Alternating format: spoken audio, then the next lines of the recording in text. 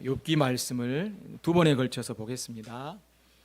욥기부터 아가서까지는 문학적으로 하면 어떤 장르일까요? 소설? 수필? 시죠, 시. 시가서입니다. 이제 주로 시로 되어 있고, 물론 다 전체가 시가 된 건 아닌데요. 보통 욥기부터 아가서까지를 이제 시가서라고 이야기합니다. 욥기의 저자는 욥은 아닙니다. 욥보다 훨씬 후대의 사람입니다. 그래서 이제 욥에 대해서 이제 그가 기록을 했던 거죠.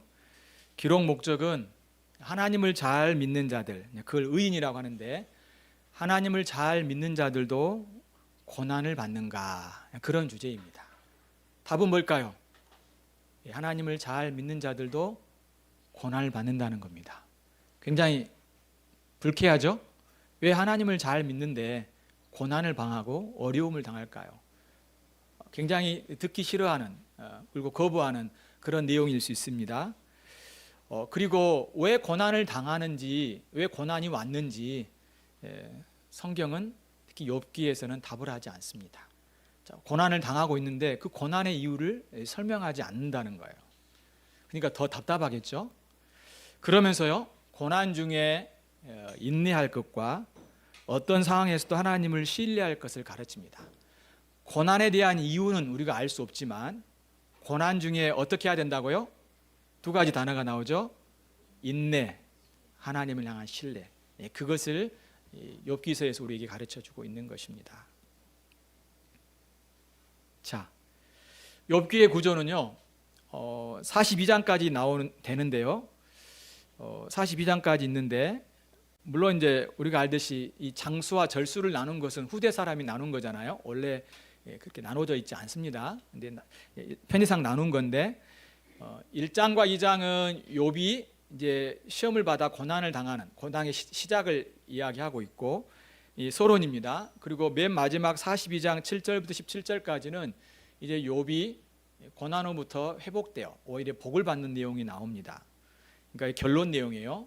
이 서론과 결론은 산문입니다. 산문이라는 것은 문학적으로 이야기하면 뭘까요?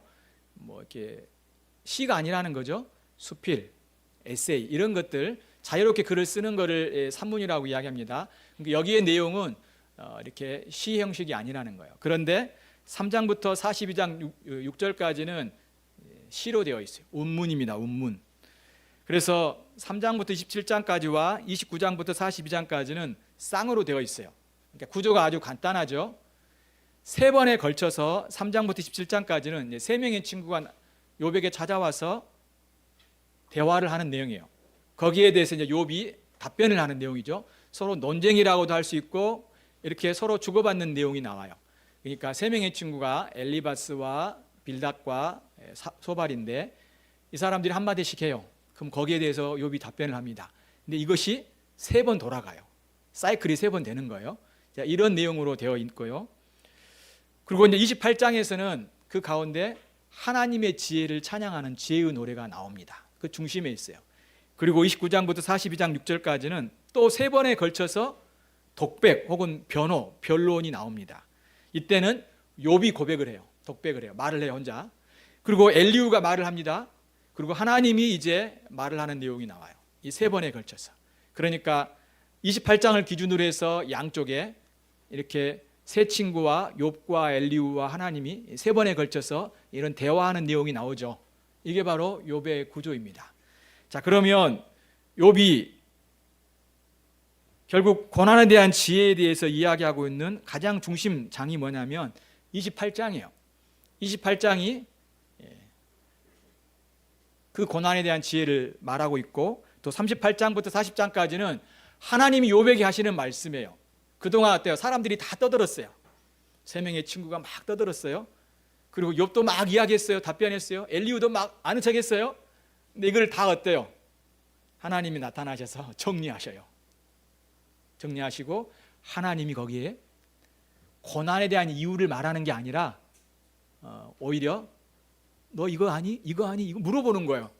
자기들은 고난에 대한 이유를 막 설명했어요. 욥도 막 이야기했는데 주님이 그 왜 고난을 당하는지 이유는 말하지 않고 알아? 이것도 하고 저것도 알아? 너희들 다 모르잖아. 그렇게 하면서 그들에게 어때요? 부끄러움을 주는 그런 내용이에요. 그러면서 하나님이 왜 이런 고난을 주셨는지 이유를 말씀하시잖아요. 오히려 고난에 대해서 어떻게 대처해야 될지 거기에 대한 답변을 말씀합니다. 이미 그 답을 줬죠, 제가.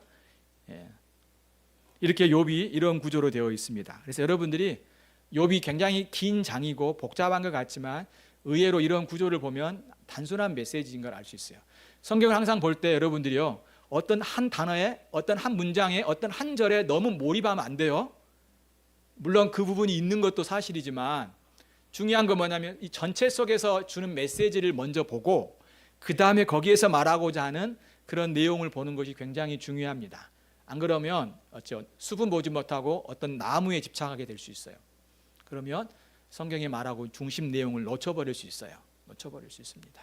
아무튼 이런 구조를 여러분이 아시고 지금 이게 당장 눈에 들어오지는 않겠지만 여러분들이 이제 보면서 우리가 이 부분을 살펴보도록 하겠습니다. 첫 번째는 이제 욥의 시험, 욥이 시험을 당하죠. 고난을 당하는 내용이 계속 나오겠지만 그런 서론적인 부분을 보겠고, 그리고 욥의 대화 변론, 마지막 욥의 회복이라는 이런 세 개의 주제로 되어 있는데 오늘은 28장까지만 보도록 하겠습니다. 다음 주에 이제 이어서 29장부터 42장 마지막까지를 보도록 하겠고요. 그래서 욥이 고난을 당하는 또 시험 받는 내용과 또 욥이 세 친구와 대화하고 마지막 28장에 하나님의 지혜가 나오는 그 면까지 오늘 보도록 합니다. 자, 욥의 시험을 보면요. 자, 욥은 어떤 사람이었을까요? 제가 힌트를 잠깐 줬는데 어느 시대 사람이었을까요? 자, 욥이 어때요? 이렇게 시편 가운데 들어 있으니까 옛날 사람처럼 보이지 않죠. 혹시 다윗 시대 사람인가? 이런 생각을 할 수 있겠죠. 그런데 우리가 이제 욥기부터 아가서까지를 지혜서라고 합니다. 보통 지혜 문학이라 그래요. 시이기도 하고 삶에 대한 지혜를 우리에게 가르쳐줘요. 욥은 어떤 사람이었냐면 아마도 아브라함이라든가 야곱 이 시대의 어떤 족장 시대에 속해 있는 사람으로 보통 평가를 합니다. 그 이유는 여러 이제 자료들이 있기 때문에 여기서 말하지 않고요. 아무튼 그 시대의 사람이었는데, 자, 우스 땅에 살았다고 했어요. 여러분 1장 1절 보세요. 우스 땅에 욥이라 불리는 사람이 있었죠. 자, 욥의 특징은, 신앙의 특징이 뭐였어요? 온전하고 완벽했다라는 걸 말하는 게 아닙니다. 하나님을 잘 섬기고 정직하여 하나님을 경외하며 악에서 떠난 자라고 말해주고 있습니다. 자, 여기서 중요한 특징이 뭐냐면 하나님을 경외하여 악에서 떠난 자야. 이게 욥이 갖고 있는 중요한 특징이에요. 자, 이 말을 계속 반복합니다. 욥기서에서. 자, 한번 같이 하나님을 거기서 읽어볼까요? 시작. 하나님을 경외하며 악에서 떠난 자. 자, 이 단어를 여러분이 이 문구를 분명히 기억하셔야 돼요.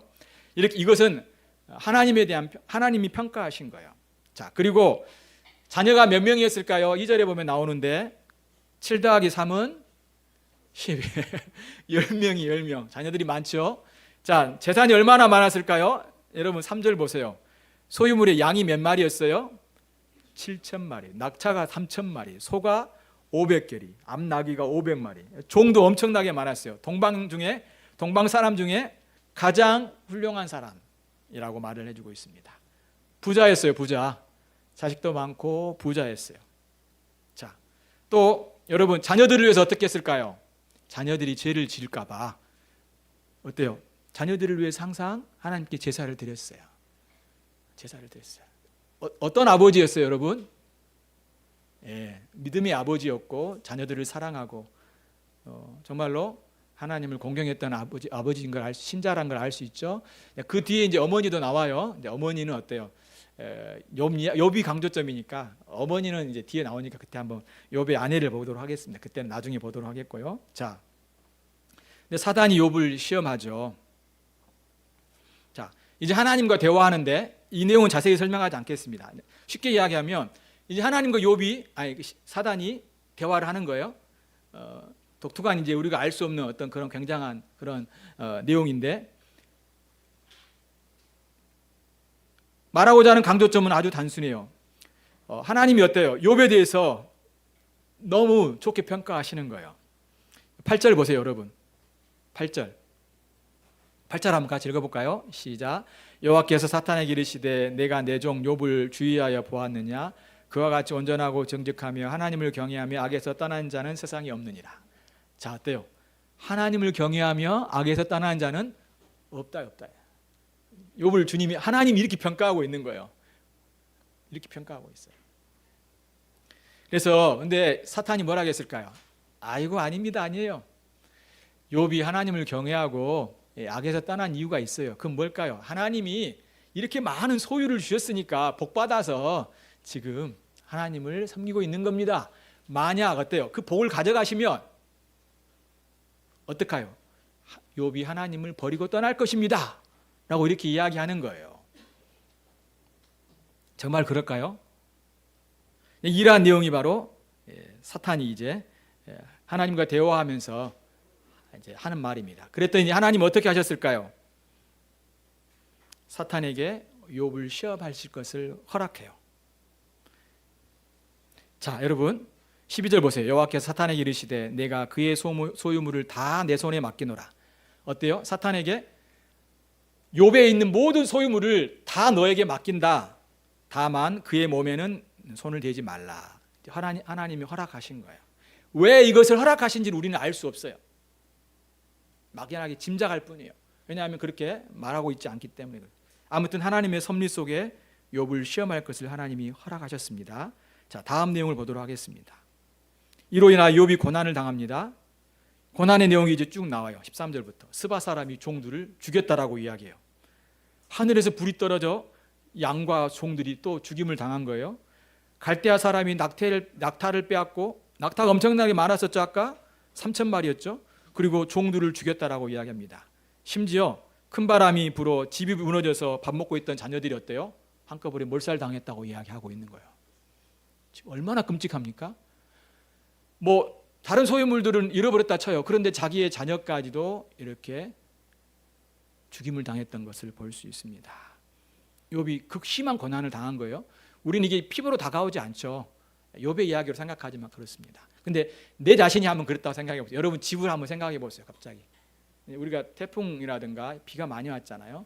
이로 인하여 자녀들이 죽고 소유물을 잃게 되고 자신의 재산을 잃게 되었을 때 그들이 얼마나 여러분 힘겨워하겠습니까? 말할 수 없겠죠. 근데 또 비가 왔어요. 또 태풍이 왔어요. 한 달 동안 비가 왔는데 또 태풍이 엄청나게 온 거예요. 계속해서 이런 고통을 당할 때 너무너무 힘들 것입니다. 지금 욥의 신앙은 어떤 사람이었습니까? 욥은 어떤 신앙을 가졌어요?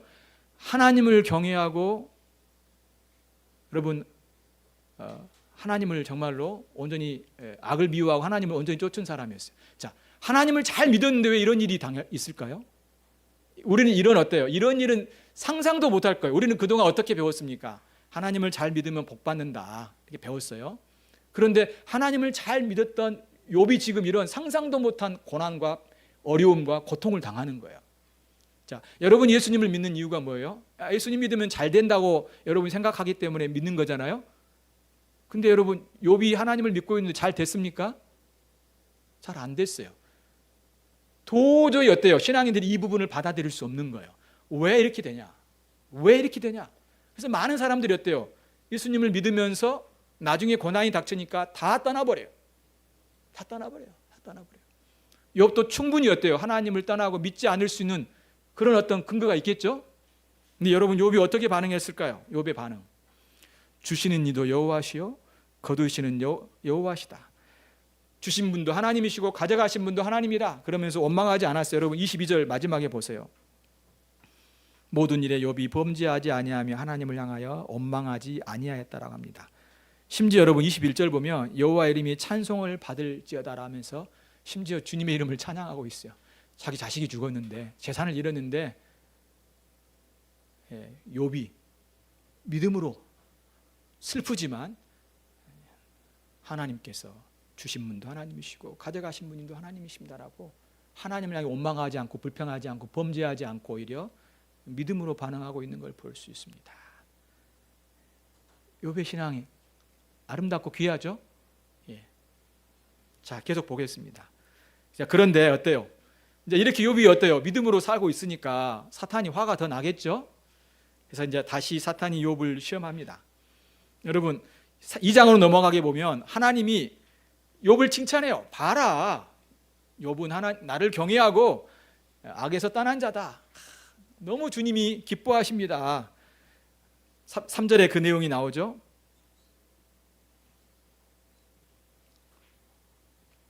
그런데 어때요?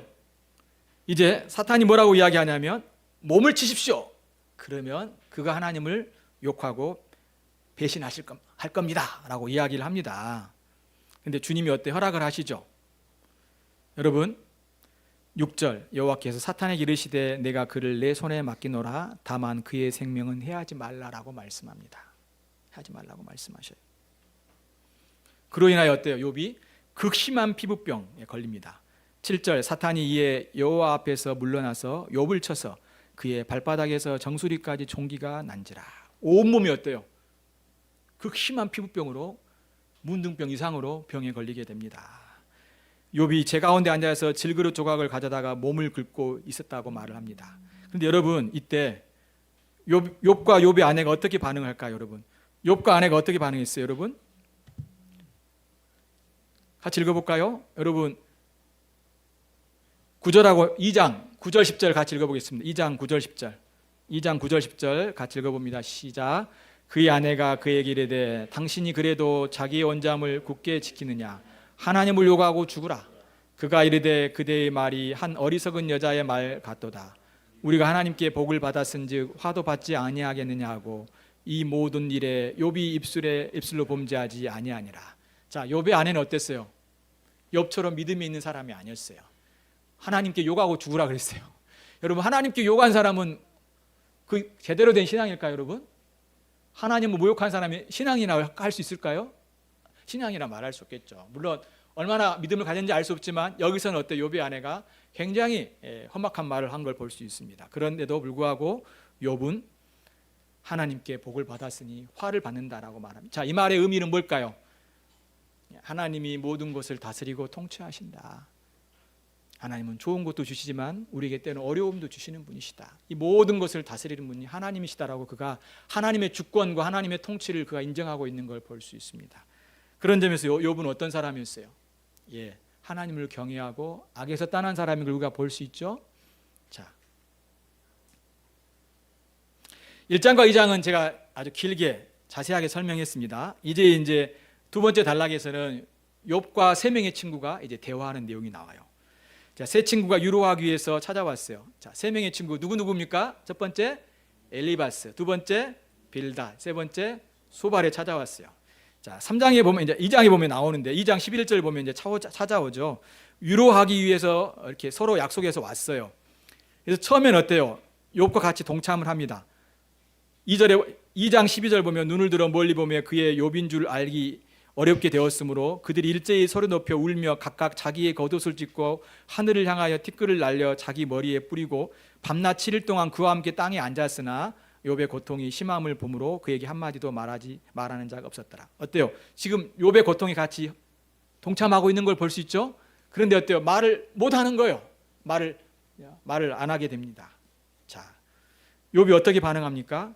3장 1절에 보면 그 후에 욥이 입을 열어 자기의 생일을 저주하니라. 자, 이 말이 무슨 말일까요? 자기가 태어난 것을 저주하는 거예요. 내가 왜 태어났는가? 왜 저주를 했을까요? 지금 하나님을 향해서 원망하기보다도 자기의 삶에 대해서 지금 너무너무 지금 이 시간이 고통스러우니까 자기 스스로를 지금 그 고통 때문에 아프고 힘든 것 때문에 그는 자신의 태어난 것을 저주까지 하고 있는 걸 볼 수 있습니다. 자, 이제 세 친구와 대화를 하기 시작합니다. 이때는 성경을 자세히 보지 않겠습니다. 너무 길기 때문에 자세히 보지 않겠어요. 근데 간략간략하게 여러분에게 설명합니다. 자, 앞을 잘 보시면 돼요. 자, 세 친구가 왔어요. 먼저 엘리바스가 이야기하고 그 다음 빌닷이 이야기하고 소발이 이야기합니다. 근데 이것을 세 번 반복하는 거예요. 그래서 첫 번째 대화, 세 친구가 비슷하게 이야기를 해요.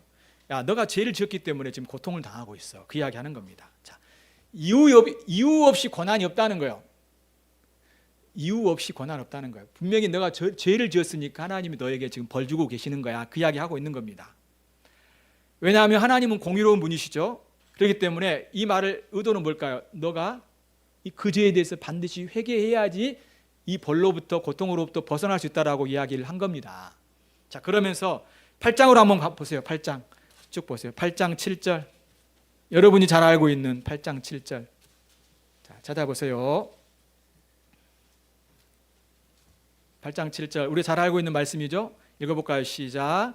내 시작은 미약하였으나 내 나중은 심히 창대하리라. 자, 이 말은 누가 했을까요? 하나님이 했을까요? 아니면 세 친구 중에 누가 했죠? 그렇죠. 빌다시아가 했어요. 자, 이 말은 하나님이 하신 말씀이 아니에요. 내 시작은 미약하였으나 내 나중은 창대하리라. 자, 표면적으로 보면 어때요? 자, 이 말이 정답이나요? 정답이지 않나요? 우리가 알고 있는 하나님을 믿을 때 이러한 일이 일어나나요? 안 일어나나요? 100% 정답이나요? 50% 정답이나요? 100% 정답은 아니에요. 물론 하나님 처음에는 우리가 미약하지만 나중에 하나님 우리에게 복 주실 수 있죠. 이것은 이 자체는 틀리지 않아요. 그런데 이것이 항상 모든 사람들에게 적용되는 건 아니에요. 다시 말해서 모든 사람에게 일반화시킬 수 없다는 거예요. 자, 욥의 경우로 보면 어때요? 욥은 어때요? 지금 나중에 창대했나요? 지금 현 시점으로 보면 어때요? 창대하지 않았죠? 욥은 지금 고난을 당하고 있잖아요. 그리고 우리의 삶을 보더라도 어때요? 갑자기 우리에게 병이 찾아와요? 나에게 갑자기 교통사고가 나요? 갑자기 내 자식이 병이 들고 갑자기 죽을 수 있어요? 창대해야 되는데 죽어버리면 끝나잖아요. 그건 창대한 게 아니라 망해버린 거잖아요. 자, 우리는 이미 어때요? 전도서를 공부하면서 악인들이 오래 살고 죽을 때 편안하게 죽은 걸 봤고요. 우리는 시편 73편에도 그 내용이 나왔다고 했어요. 그런데 의인들은 어때요? 의인들은 살면서 고난을 당하고 죽을 때 비참하게 죽은 의인이 있다라고 우리는 전도서에서 봤어요. 그러면서 헛되고 헛되다고 이야기를 쭉 우리가 했던 걸 들었죠. 자, 욥기서도요, 똑같이 의인들이 고난을 당하고 어려움을 당한다고 이야기를 합니다. 하나님을 잘 믿는 사람들이 어려움을 당한다는 거예요. 여러분, 우리 주위를 보세요. 하나님을 잘 믿는 사람들이 어려움 가운데 있고 잘 되지 못한 사람들이 비일비재해요. 그렇죠? 그런데 대부분 간증한 사람들은 어때요? 복받았다는 이야기만 합니다. 복받았다는 이야기만 해요. 그래서 많은 사람들이 나도 저렇게 됐으면 좋겠다 하는데, 근데 실제 어때요? 우리 믿는 사람들 중에 경제적으로 아니라든가 여러 가지 자녀로 인하여 또 자신의 여러 직장이라든가 여러 삶의 모습들이 정말로 창대하지 못하는 모습들이 죽기 직전까지 그런 모습을 갖고 있는 사람들이 너무 많다는 거예요. 그런데 어때요? 설교자와 어떤 많은 사람들이 간증하면서 잘 된다, 창대된다, 그리고 너가 기도하지 않았으니까 그렇게 됐다, 너가 믿음이 없어서 그렇게 되었다. 여러분, 지금 욥이 믿음이 없어서 그렇게 되었습니까? 욥이 하나님께 기도하지 않았기 때문에 그가 창대하지 않았습니까? 우리는 그런 내용들을 많이 들었어요. 정말로 예수님을 잘 믿으면 복받고 잘되고 죽을 때 평안하게 우리가 죽기를 바라는데, 그런 일이 모든 사람에게 이루어지고 여러분에게 이루어질까요? 아니요. 그렇지 않아요. 저도 여러분 죽기 전에 병에 암 걸려 죽을 수 있어요. 프란시스 셰퍼는요, 그 박사는 폐암으로 죽었어요. 여러분, 로버트 맥체인 목사님은 30이 되기 전에 죽었어요. 설교자였는데 하나님을 신실하게 믿었던 사람입니다. 여러분, 조나단 에드워드도 나중에 그가 병에 걸려서 죽었어요. 데이비드 브레이든도 일찍 죽었어요. 여러분, 그걸 보면서 어때요? 예수님 믿으면 복받고 잘 살아야 되고 마지막에 평안하게 죽어야 되는데, 그렇지 못하는 사람들이 우리 주위에 너무 많다는 거예요. 예수님도 십자가에 못 박혀 돌아가셨고 그 제자들도 순교당하고 비참한 인생을 살았다고 말할 수 있어요. 자, 이래도 여러분 예수님 믿겠습니까, 여러분? 그래도 여러분 예수님을 따르겠습니까? 근데 우리는 여전히 어때요? 예수님을 믿으면 복받는다고 생각하고 또 그렇게 기도하고 그렇게 살지 못하면 우리가 믿음이 없고 기도하지 않았다고 그렇게 우리는 생각하면서 신앙생활 할 때가 너무 많다는 거죠. 근데 욥은 그렇지 않다는 것입니다. 이게 바로 세상의 논리예요. 세상의 논리. 근데 사실은 이 내 시작은 미약하나 내 나중은 창대하려는 말은 원래 어떤 의미냐면, 제가 그냥 문자적으로 설명을 했어요. 원래는요, 이 문맥상에서는 친구들이 이야기한 거니까 너 지금은 힘들지만 회개하면 복 받을 거야, 그 내용입니다. 이 말은 원래 문맥상 내 시작은 미약하나 내 나중은 창대하라는 것은 어떤 가게에서나 어떤 사업을 할 때 쓰는 사람들에게 원래 쓰는 용어가 아니라, 근데 그 의미를 잘 모르고 하나님이 하신 말씀인 것처럼 빌다시 했는데, 너 회개하면 복 받을 거야. 지금 그 내용이에요. 그러니까 딱 가게에 그게 걸려 있으면 어때? 우리는 어떻게 해야 돼요? 아, 회개하면 복 받으라고 주님 말씀하신 거. 이 빌다시 하는 말씀인, 빌다시 하는 말인 거예요, 여러분. 자, 이 말이 맞아요, 틀려요? 맞기도 하지만 모든 사람에게 적용할 수 없다는 거예요. 자, 회개하면 복 받습니까? 맞죠? 그런데 여러분, 지금 욥이 죄를 지었기 때문에 지금 이런 고난을 당하고 있는 걸까요? 욥의 경우에는 이게 안 맞아요. 욥의 경우에는 안 맞는 겁니다, 여러분. 그런데 그들은 어때요? 욥을 지금 가르치고 있는 겁니다. 욥이요, 나는 고난을 받을 죄를 짓지 않았다. 고난 때문에 태어난 것을 후회하고 정말로 죽고 싶다. 하지만 그도 고난에 대한 이유를 알 수 없어서 고통스러워합니다. 죽고 싶은 마음이 있고, 그렇지만 이유를 알 수 없기 때문에 더욱더 고통스럽죠. 이유라도 알면 어때요? 이해라도 되겠죠. 근데 알 수 없으니까 괴로워합니다. 자, 두 번째, 여러분, 새 친구와의 대화에 새 친구가 뭐라 하냐면, 아주 이제 말을 안 들으니까 어때요? 구체적으로 죄를 지적해요. 너 이거 지었지, 막 알지도 못하면서 막 말을 하는 거예요. 우리가 그럴 때 있잖아요. 어떤 사람한테 혹시 이 죄 지어서 당신 문제가 있는 거 아닙니까? 혹시 이 죄 지역 때문에 당신 여러 문제가 있는 거 아니에요? 우리가 나름대로 추측하죠. 아, 지금 저 가정에 어려움이 있는 거 보니까 어떤 죄를 짓는가 스스로 막 추측을 합니다. 이제 만나서 막 죄를 지적하는 거예요. 그리고 심지어 너 교만하다. 어떻게 네가 죄를 지어서 이렇게 고통당하고 있는데 왜 회개하지 않지? 교만하다고 지금 이야기를 합니다. 그리고 악인의 채우는 비참하다라고 이야기합니다. 여러분 18장으로 쭉 넘어가 봅시다. 18장 18절 19절 이렇게까지 이제 어때요? 굉장히 험악한 말을 욥에게 내어 뱉습니다. 18장 18절 19절 18장 18절 19절 같이 읽어보겠습니다. 시작. 그는 광명으로부터 흑암으로 쫓겨 들어가며 세상에서 쫓겨날 것이며 그는 그의 백성 가운데 후손도 없고 후예도 없을 것이며 그가 거하는 곳에는 남은 자가 한 사람도 없을 것이라. 지금 누가 한 말이에요? 18장 보면 빌닷이 이렇게 험악한 말을 하고 있는 거예요. 아주 저주를 쏟고 있는 거예요. 자, 이에 대해서 욥이 뭐라고 합니까? 자기의 결백을 보증해 줄 증인, 중보자를 찾고 있고, 그리고 자신에게 친구들에게 자신을 너무 학대한다라고 자기의 고통을 이야기해요. 그리고 너희들이 나한테 지금 한 모든 유로는 다 거짓인 거죠. 사실은요, 이 친구들이 와서요, 욥에게 도움을 주기 위해서 한 말이에요. 빨리 회개해야지만 이 고통으로부터 벗어날 수 있기 때문에 너 빨리 회개해야 돼. 너 이러이러한 죄를 지었잖아. 너 그러면 안 돼. 그래도 말을 안 들으니까 어때요? 굉장히 험악한 말을 다 하는 거예요. 너 나쁜 놈이잖아. 빨리 고쳐야 돼. 이렇게 지금 이야기하고 있는 거죠.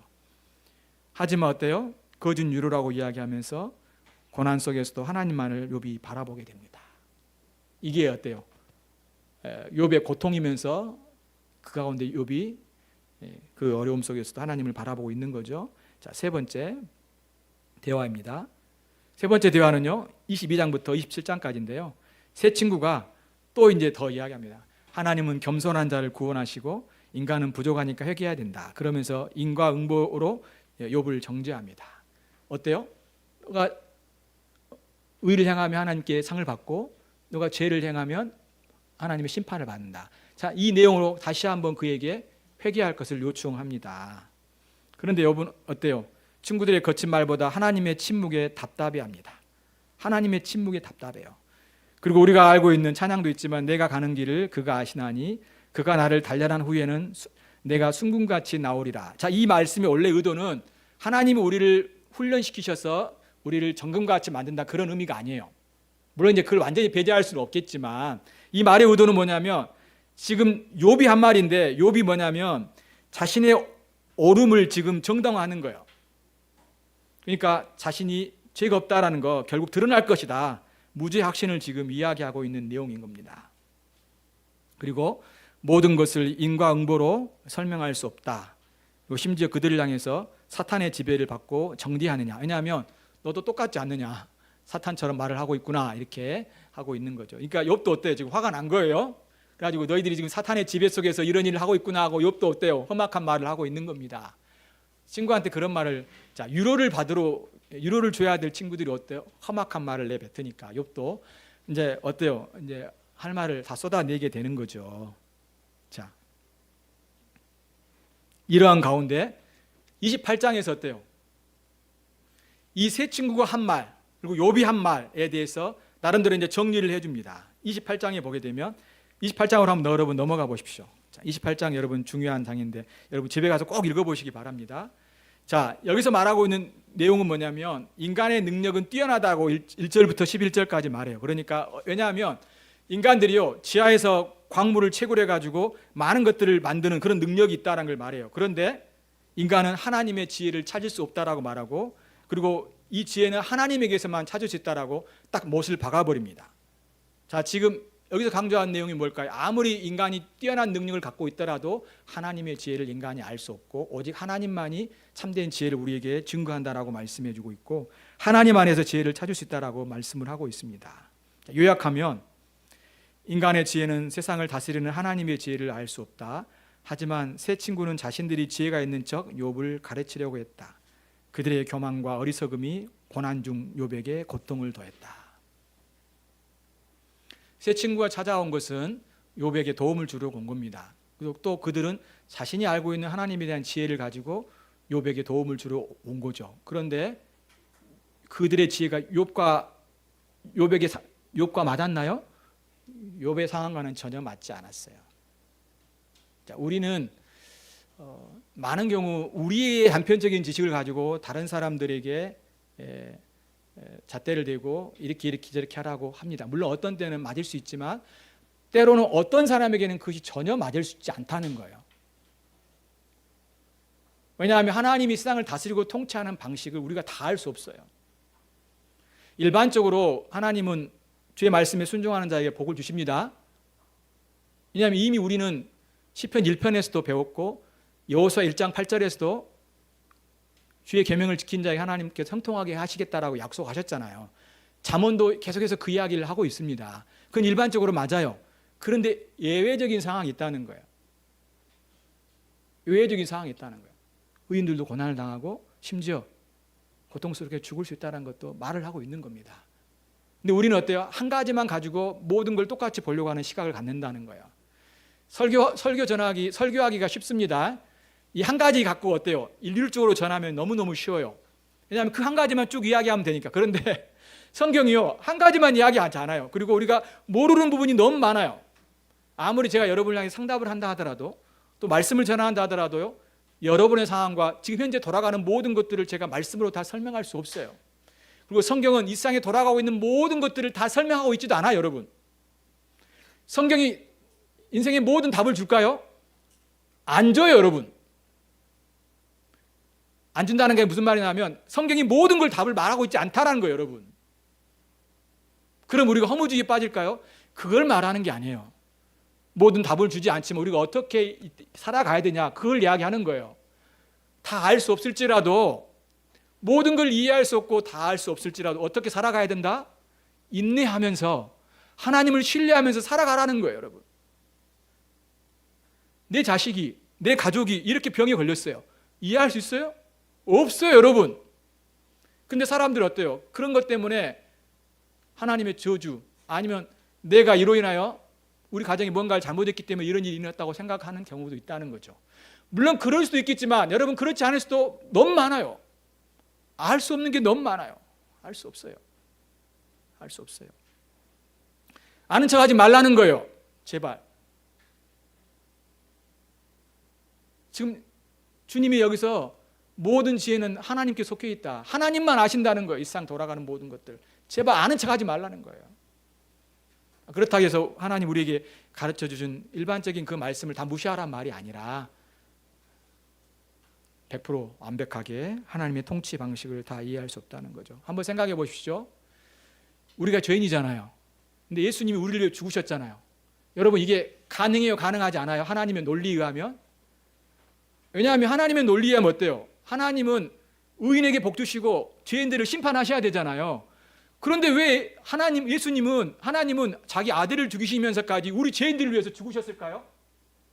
여러분, 그걸 당연하고 믿잖아요. 한번 생각해 보세요. 내가 죄를 지었잖아요. 하나님을 부정하고 하나님을 떠났잖아요. 그런데 왜 주님은 우리를 위해서 죽으셔야 되죠? 그리고 왜 우리에게 사랑을 나타내셔야 되냐 이거예요. 그거는 하나님의 통치 방식에서 맞지 않잖아요. 여러분, 죄인들은 반드시 심판하신 것이 하나님의 뜻이잖아요. 그런데 주님이 그렇게 하지 않고 오히려 우리 죄인된 우리를 위해 죽으시고 하나님 은혜를 베푸셔서 주님을 믿게 하셔서 주님을 섬기게 하셨다는 거예요. 이것도 하나님의 지혜이고 하나님의 놀라운 은혜라는 거예요. 그래서 이게 비밀인 거예요. 비밀. 하나님의 지혜이고 하나님의 능력인 거예요. 여러분, 이것이 안 믿겨지면 주님이 안 믿겨지는 거예요. 여러분, 당연하다고 생각하는 건 여러분 실수하신 거예요. 당연한 게 아니에요. 여러분, 마땅히 우리는 죽어야 될 자이지만 여러분이 주님을 알게 되고, 그리고 이곳에서 여러분이 복음을 듣고 하나님의 말씀을 듣고 있는 것이 여러분이 정말 하나님이 여러분을 사랑하시기 때문에 그러는 거예요. 이 기회를 여러분이 놓쳐버리면요, 더 이상의 기회는 없어요. 세상에는 지혜가 없어요. 여러분, 세상에는 생명이 없어요. 오직 주님 안에 지혜가 있고 주님 안에 생명이 있어요. 주의 말씀을 드려야지만이 생명을 얻는 거예요. 그걸 믿어야지만이 생명을 얻는 겁니다. 자, 그러면 두 가지 말하고 끝내겠습니다. 참된 지혜는 뭘까요? 자, 28장 20절부터 28절까지 나오는데 여기만 보십시오. 그냥 그런즉 지혜는 어디서 오며 명철이 머무는 곳은 어디인고? 지금 지혜가 어디서 오냐고 묻죠. 참된 지혜가 무엇이냐고 묻죠. 하나님이 그 길을 아시며 있는 곳을 아시나니. 마지막에 28절 같이 읽어보겠습니다. 여기 시작. 또 사람에게 말씀하셨도다. 보라, 주를 경외함이 지혜요 악을 떠남이. 지혜가 이거래요. 여러분, 이거 여러분 딱 외우십시오. 자, 아까 우리가 욥이 어떤 사람이라 했습니까? 하나님을 경외하고 악을 떠난 자라겠죠. 자, 지혜가 뭐라고요? 보라. 성경에서 항상 보라란 말은 주의를 상기시키는 거예요. 보라, 세상 죄를 지고 한 하나님이 어린 양이로다. 보라, 보라. 중요한 말이기 때문에요. 주를 경외함이 지혜요 악을 떠남이 명철이니라. 지혜를 여러분 어디서 찾아야 됩니까? 하나님을 경외하는 것, 믿는 것이 지혜고요, 죄를 멀리하고 살아가는 것 지혜입니다. 지혜가 다른 곳에서는요, 물론 일반적인 의미로서의 지혜는 있어요, 살아가는데.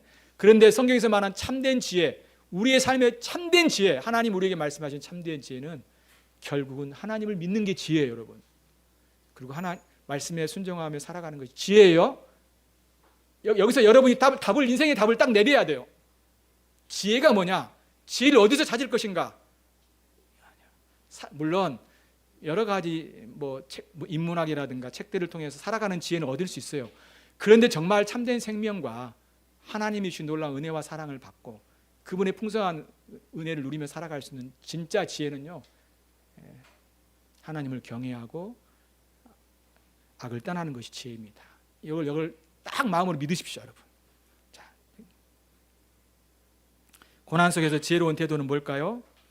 우린 욥에서 아까 하나님을 경외하고 악을 떠난다는 걸 우리가 발견했죠. 이미 1장에서 이야기했고, 하나님께서 2장에서 사탄에게 이르되 내가 내 종 욥을 주의하여 보았느냐, 그와 같이 온전하고 정직하여 하나님을 경외하며 악에서 떠난 자가 세상에 없느니라. 자, 이 내용이 28장에서 다시 한번 반복되고 있죠. 고난 속에서 지혜로운 태도는 뭘까요? 답이 나왔어요. 고난 속에서도 하나님을 경외하고, 고난 속에서도 죄를 짓지 않고 악을 미워하고 믿음으로 살아가는 겁니다. 여러분, 그게 삶의 지혜예요. 그리고 고난이 아닐지라도 우리의 삶은 늘 변함없이 어떤 순간에도 하나님을 경외하고 그리고 악을 떠나는 것이 참된 신자, 주님 기뻐하시는 삶입니다.